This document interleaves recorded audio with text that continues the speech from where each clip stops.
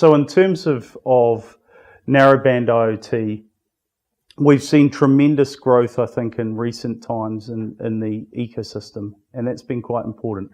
Coming through from standardization into proof of concept and working through to trials and practical network and commercial network deployments.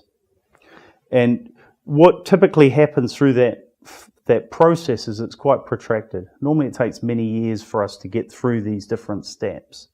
In the case of narrowband IoT, that's happened very rapidly, with the standardization process around the 3GPP being quite rapid, much faster than I expected. And then into prototypes and network trials. Now there's a reason behind that. The operators need it. So if we look at it from a vertical market and we look at the end user environments, the industries that are implementing IoT devices, narrowband IoT fits well for them in the sense that they can see a trajectory. They need a 10-year trajectory. So they need a cycle of 10 years to know that technology is going to be in the marketplace and supported for an extended period of time. LTE is going to be around for that long and longer. And I think actually the recent 3GPP activities where they've started to push back some of the 5G standardization initiatives into this area and into the 4G type technology is a very good thing, because that's taken some of the uncertainty out of the marketplace. Many of the end users that we talked to were saying, well, hang on a minute, we've got this narrowband IoT, the LTM type technologies coming to us.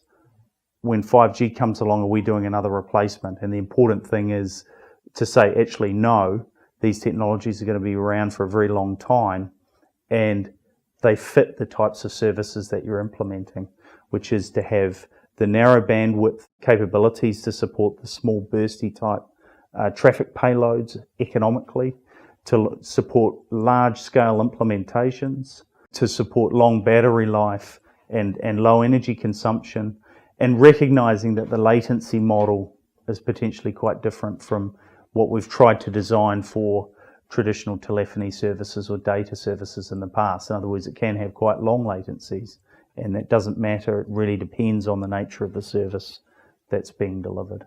As you start to move up in bandwidth and you have higher capacity demands, then you might move into the LTE-M space.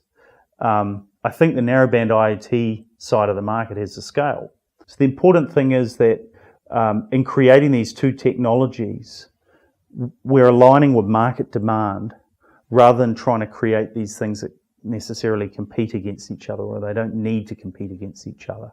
From an operator's standpoint, the way in which the ecosystem's being developed, the way in which the technologies can be deployed in the network, you're actually taking the risk, a lot of the risk out of one technology versus the other. So I think that they're much more closely aligned with saying, where's the demand, what technology should we deploy, rather than getting into these sort of, if you like, religious wars between one technology versus another, which is different from what we've had in the past.